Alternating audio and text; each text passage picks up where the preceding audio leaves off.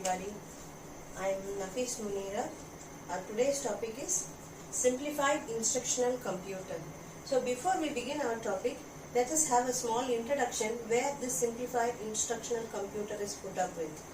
So let us begin. What is a software?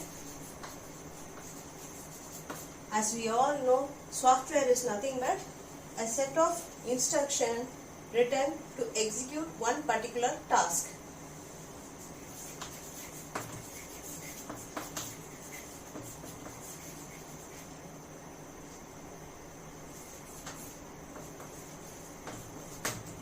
Okay. Now, this software is of two types. One is system software and the other one is application software.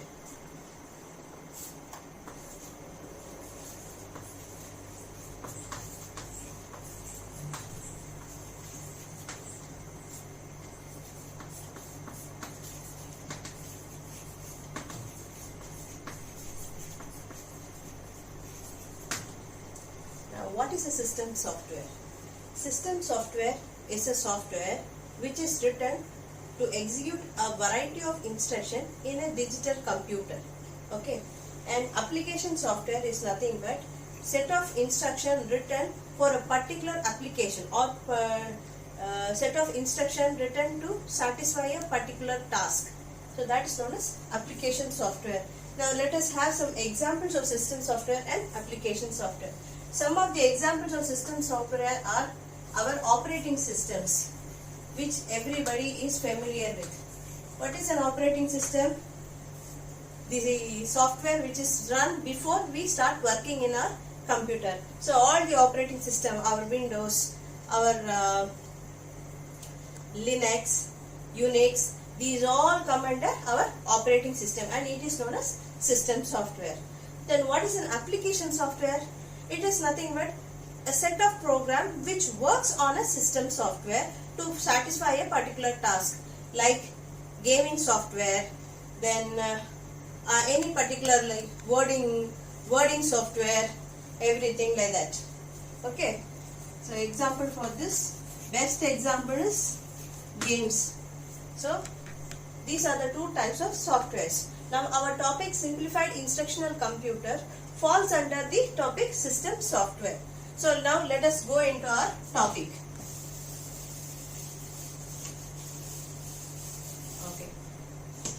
So simplified instructional computer. What is it? It is nothing but a real hypothetical computer which is having real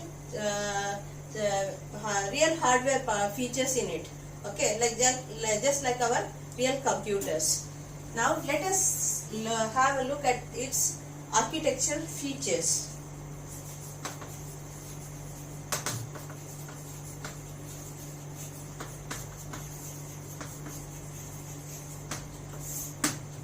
So what are the features we are going to have a look? First one is the memory. The next one is the registers. The next one is our data format. Then addressing modes.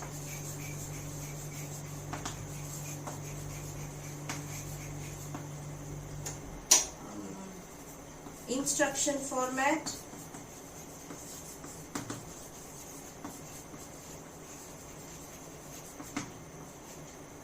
Then finally the input and output format.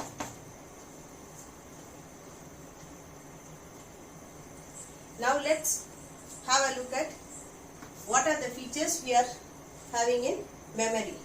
So memory is nothing but the place where the data is being stored. As you people all know, it is where the content, whatever we do in our computer, is being stored.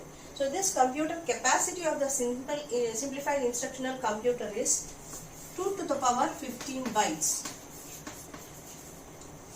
The capacity is 2 to the power 15 bytes, which is nothing but 32,768 bytes. Okay. Now this is the capacity of the memory.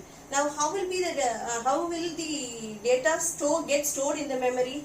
It is in the format 3 consecutive bytes.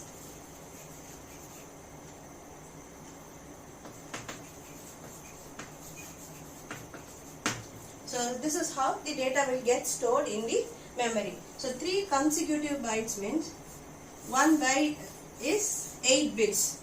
So like this it will have a total of 24 bits in one particular row. So that is how the data will be stored in the memory. Now we will go to the next feature, registers. So it has 5 main registers in the simplified instructional computer. So the first register here is accumulator.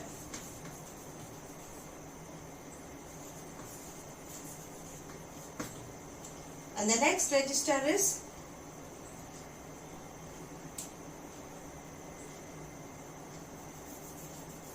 index register.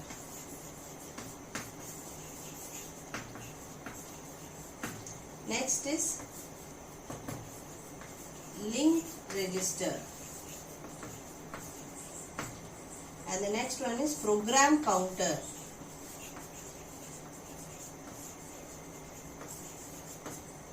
And the last and the final register is status word. Okay, the 5 registers have their particular mnemonic to be indicated. So what is mnemonic? Mnemonic is nothing but the symbol where instead of writing in this big name, we will indicate it with a symbol.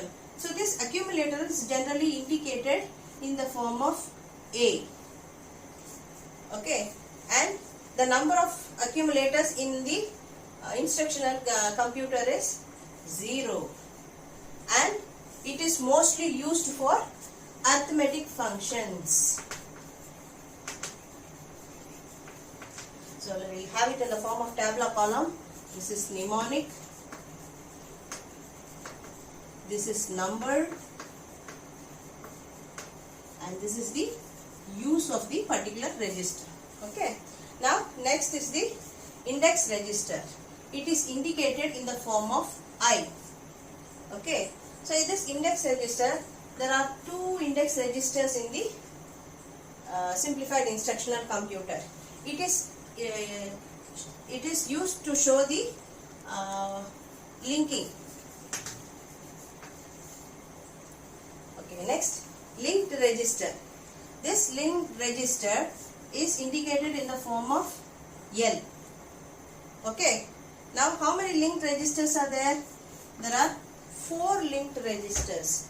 What are the uses of the linked register? These linked registers are generally used where there is a jump in a program. We all are familiar with subroutines, isn't it? So where the control goes from the main program to another program, outside that there is where we just write small subprograms, right? So when it's going to a subroutine, that will be indicated in the linked register. So this is for jumping purpose, indicates the jumping purpose. Now program counter. Program counter is indicated by the letter PC. Okay, and there are 8 program counters in the simplified instructional computer. The usage of this program counter is to manage the memory address.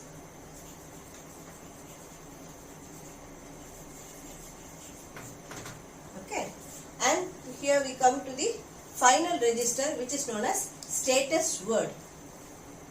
It is indicated with the mnemonic SW and it is 9 in number.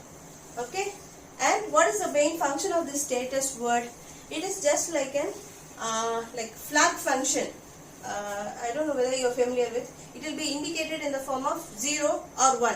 Whether the operation takes place, then it will be 0. If it does not take place, it will show it as 1. So it is just as a status indicator.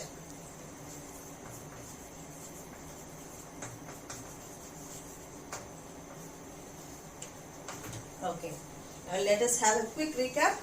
So there are 5 registers: accumulator, index register, linked register, program counter and status word. The accumulator is indicated by A and it is 0 in number, and it is mostly used in arithmetic function it is actually inbuilt in every system. The accumulator is inbuilt. Any operation it will take place with the help of accumulator only. Then index register, which shows the linkage function in the particular system, and this is I, which indicates, and there are two registers like that. Now linked register, it is indicated by the letter L. There are 4 in number, and it is showed for jumping function, like jumping to the subroutine. Program counter, it is indicated by PC. It is 8 in number, and it is used for managing the memory address. Then finally our status word, which is indicated by SW. It is 9 in number, and it is a status indicator of that particular program. Okay, right. Now let us go to the next feature. Next feature is data format.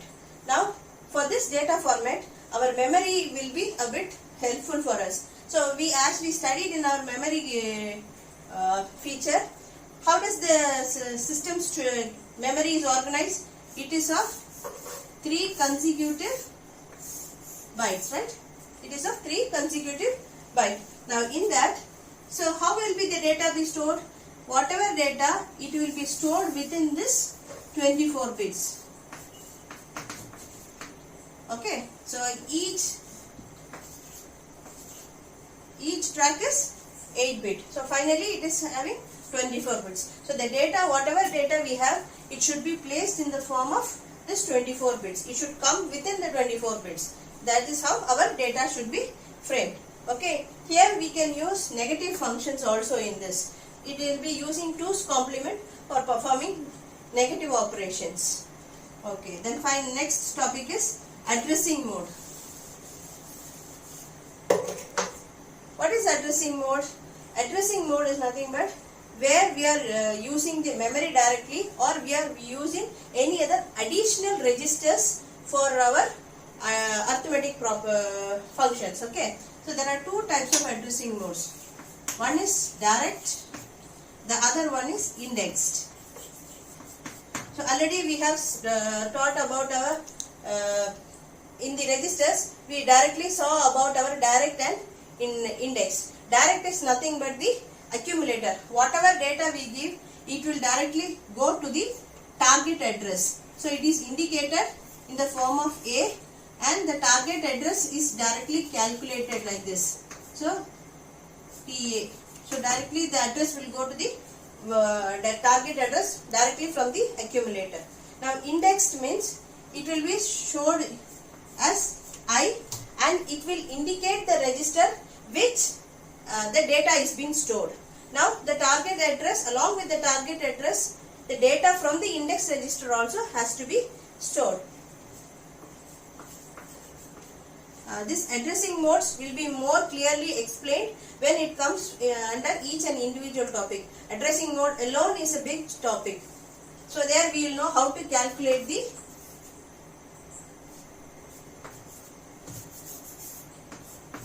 it is indicated with the character X, and here it indicates that the content of X is added along with the target address to get the final address. So these are the 2 addressing modes which are used in simplified instructional computer. Next, coming to the instructions. So we all know what are instructions. Instruction is nothing but the command given to the system, what to be done, right? So the first instruction generally mostly used in these systems are load and store. Load and store. So it is indicated in the form LDA, LDX. Store is indicated in the form STA and STX. And the next instruction for which is used mostly is arithmetic instruction. So what are the arithmetic instructions mostly used? Our general arithmetic instruction: addition, subtraction, multiplication and division. So all the 3 are the arithmetic instruction.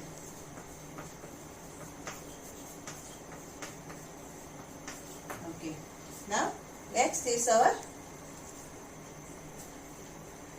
do you remember the registers here? I told about the program counter, right? So here is where it is used. Another linkage register. So it is used in our jump function, I told you, right? So it is used for J sub and R sub. Okay, that is jump to subroutine, return from subroutine. That is the meaning of that. Then there are some other instructions which are used for conditional code. Conditional code. If the condition is being satisfied, that will get executed. What are they? Less than, that is jump if it is less than, jump if it is equal to, jump if it is greater than. So these are the three conditional code instructions. Okay, right. Now after the instructions, these are the mostly used instructions in the simplified instructional computer. Other than this, there are three more instructions we should know. They come under the topic input and output.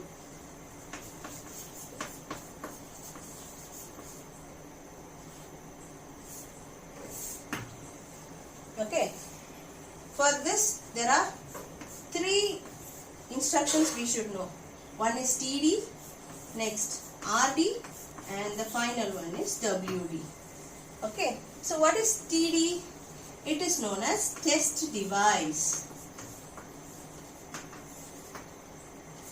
RD, it is read device.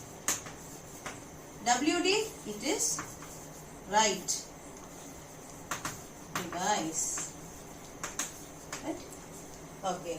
So test device will be initially generated for each and every instruction, whether the system is ready to execute that particular instruction.